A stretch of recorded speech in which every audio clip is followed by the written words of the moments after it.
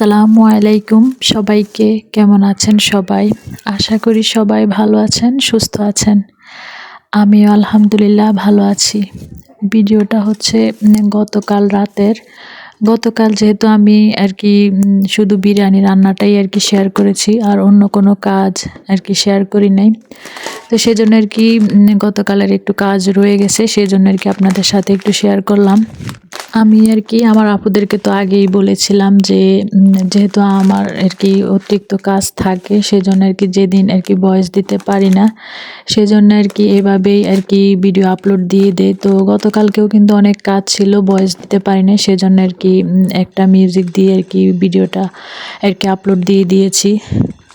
বাপা পিঠা বানাবো সেজন্য, তো সেজন্য নারকেল, তারপর গুড়, আর যেহেতু বিরিয়ানি রান্না করব সেজন্য বিরিয়ানির চাউল নিয়ে আসছিল, আর ডিম। তো ওইগুলাই রাতের বেলা গুছিয়ে রেখে দিয়েছিলাম। আর আগের বাসমতি চাল ছিল 1 প্যাকেট, সেটাও একটু দেখিয়ে দিলাম।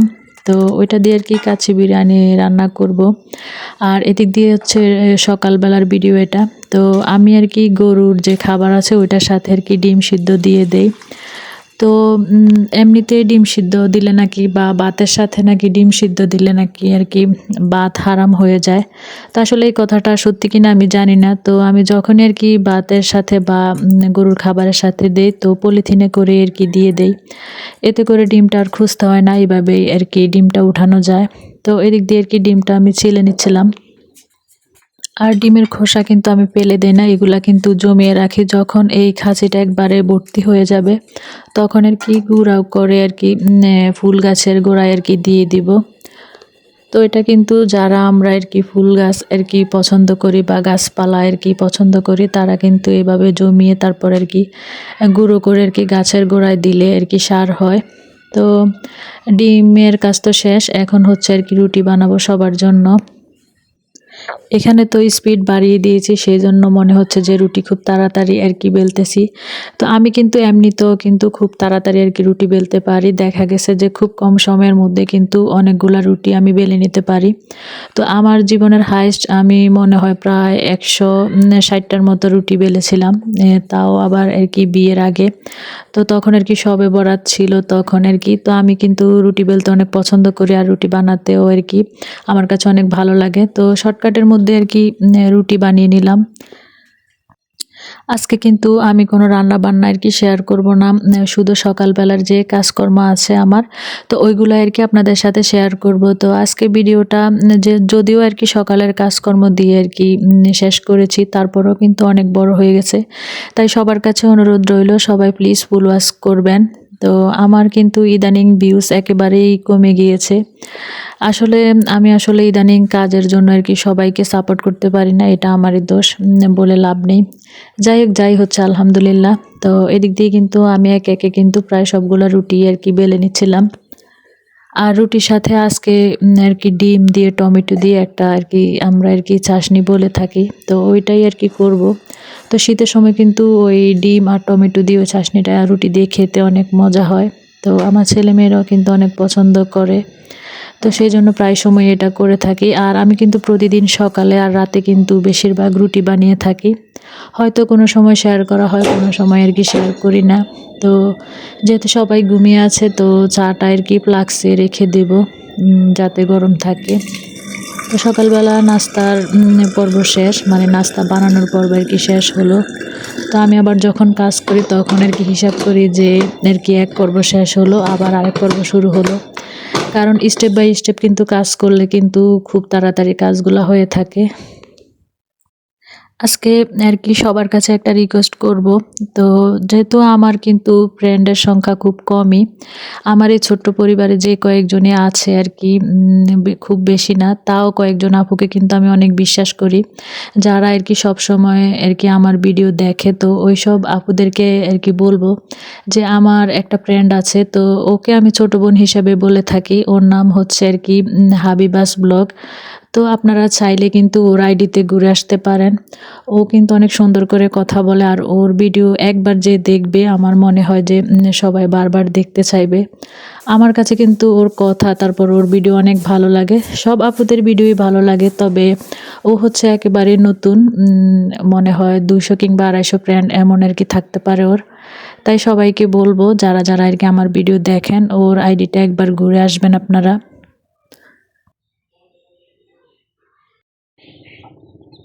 হাবিবার আর কি ব্লগগুলা যখন আমি দেখি, তো ছোটবেলায় যখন আর কি আমরা আর কি গল্প শুনতাম, রূপকথার গল্প, রাজকন্যা, রাজা, তো ওর ভিডিওগুলো দেখেও আমার এমন আর কি মনে হয়, আমার কাছে মনে হয় যে ও আর কি ওর বাবার রাজকন্যা আর ওর হাজব্যান্ডের আর কি রানী। কারণ ওর বিয়ে হয়েছে ইদানিং হয়তো 7 থেকে 8 মাস হবে। তো আপনারা চাইলেই কিন্তু ওর আইডিটা ঘুরে আসতে পারেন, আপনাদের কাছে অবশ্যই ভালো লাগবে। তো এদিক দিয়ে কিন্তু সকালবেলা কিন্তু আমি আর কি মুরগিগুলো কিন্তু একটু দেরি করে আর কি ছেড়ে থাকি, কারণ যেহেতু সকালবেলা কুয়াশা থাকে। আর 2 দিনের ডিম এখানে কিন্তু জমা হয়ে গেছে, নেওয়া হয় নাই, তো আজকে ভাবলাম আর কি ডিমগুলা তুলে নেই। তো আমার কিন্তু অনেকগুলা মুরগি ছিল, মাঝখানে কিন্তু কয়েকটা মুরগি আমার আর কি মরে গেছে, তো বাকি যেগুলো আছে আলহামদুলিল্লাহ। তো এদিক দিয়ে কিন্তু সকালবেলা আর কি কিছুটা দুধ রেখেছিলাম গোয়ালের থেকে, কারণ আর কি ঢাকায় দুধ দিতে হবে। তো ভাবলাম দুধগুলো ফ্রিজে রেখে দেই। তো মাঝে মধ্যে কিন্তু এরকম আর কি দুধ আমার রাখতে হয়, যেহেতু ঢাকায় দুধ দেই। তো ভাবলাম যে দুধগুলা রেখে তারপর যে থালা বাসনগুলো আছে সেগুলো আর কি ধুয়ে নিব।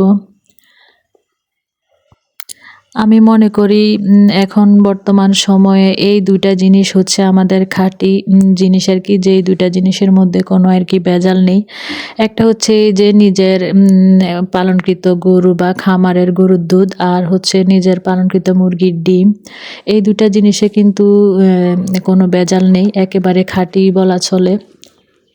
তো আমি কিন্তু দুধের চাইতে আর কি চাটাই বেশি খেয়ে থাকি, আর এই জন্য কিন্তু বোনদের কাছে বা অনেকেই আমাকে কিন্তু অনেক বকাবকি করে। যেহেতু নিজের খামারের গরুর দুধ, তাও আমি কিন্তু খাই না। যেহেতু আমার অনেক পরিশ্রম করা হয়, আমার কিন্তু দুধটা খাওয়া উচিত, কিন্তু কি করব, সারাদিনে হয়তো চা খাই 2-3 বার, চা এতবার খেলে আর দুধ খাবো কোন দিক দিয়ে বলেন। তো এদিক দিয়ে কিন্তু ডিমগুলো আমি কিন্তু অফ ক্যামেরায় ধুয়ে রেখে দিয়েছি, আর দুধটা তো কি বোতলে ভরে তারপর এখন হচ্ছে ডিপ ফ্রিজ রেখে দিব। তো আমার যে আলাদা ডিপ ফ্রিজটা আছে ওইটা কিন্তু বন্ধ আছে, যেহেতু এই ফ্রিজটা খালি আছে সেই জন্য আর কি এই ফ্রিজে দুধগুলো রেখে দিলাম। শুধু শুধু ওইটা অন করে তো কোনো লাভ নেই। এই শীতের সময় কিন্তু দুধের অনেক চাহিদা থাকে, তাই শীতের সময় দুধের একটু দামটা ভালোই থাকে। যখন আর কি গরম পড়ে তো তখন কিন্তু দুধের দামটা আর কি একেবারে কমে যায়। তো এদিক দিয়ে এখন হচ্ছে আমি থালা বাসনগুলো ধুয়ে নেব, সবগুলা থালা বাসন সকালের আর কি নাস্তা খাওয়ার পরে আর কি যেগুলো হয়ে থাকে সেগুলাই। আমার আজকের ব্লগটা কিন্তু গতকাল সকালের একটু কাজ আছে, আর আজকে সকালের বলতে গেলে 2 দিনের সকালের কাজকর্ম দিয়ে আজকের ব্লগটা আর কি সাজিয়েছি। তো আশা করি সবাই ফুল ওয়াচ করে দেবেন। মোট কথা একটা ব্যস্ত গৃহিণীর আর কি সকালের কাজকর্ম দিয়েই আজকের ব্লগটা আর কি আমি সাজিয়েছি। গতকাল যেহেতু বিরিয়ানি রান্না করেছি, তো বিরিয়ানি রান্নাটা তো আপনাদের সাথে শেয়ার করেছি, আর আবার আর কি বাপা পিঠাও কিন্তু আমি বানিয়েছি। তো ওই পিঠা বানানো আর বিরিয়ানি রান্নার মাঝখানে কিন্তু এই কাজগুলো করা। তো বিরিয়ানি রান্নাটা তো শেয়ার করেছি, আর পিঠা বানানোটা যদি এখন শেয়ার করতে যাই তাহলে কিন্তু ভিডিওটা অনেক বড় হয়ে যাবে। তো পিঠা বানানোটা আমি আগামীকাল আর কি শেয়ার করব।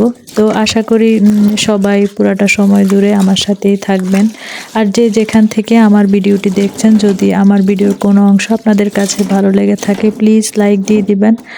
আর আমার চ্যানেলে যদি আপনি নতুন হয়ে থাকেন প্লিজ সাবস্ক্রাইব করে আমার পাশেই থেকে যেতে পারেন। আর যে সকল আপুরা প্রতিনিয়ত আমাকে সাপোর্ট করে যাচ্ছ সবাইকে অসংখ্য অসংখ্য ধন্যবাদ জানাচ্ছি। সবাই প্লিজ এভাবেই আমার পাশে থেকো। এদিক দিয়ে থালা বাসন ধোয়ার আগে আর কি দুপুরে কি রান্না করব, মাছ রান্না করব, সেই জন্য আর কি মাছগুলো কিন্তু আগে থেকে আর কি ভিজিয়ে রেখেছি। যে আমি কিন্তু দেখিয়েছিলাম যে আমি কিন্তু বেডশিট চেঞ্জ করেছি, তো ওইটা তো তখন বলতে ভুলে গিয়েছি। তো অনেক দিন হয়েছে আপনাদের সাথে আর কি বেডশিট চেঞ্জ করা বা ঘর গোছানোর কোনো ভিডিও আর কি আপনাদের সাথে শেয়ার করি না। মানি প্লান্ট গাছটা একটু ময়লা হয়ে গিয়েছিল, তো ওইটাও কিন্তু ক্লিন করে নিয়েছি। তো আজকে ভিডিও আর বেশি বড় করব না। সবাই ভালো থাকবেন, সুস্থ থাকবেন। আজকে পর্যন্তই। আল্লাহ হাফেজ।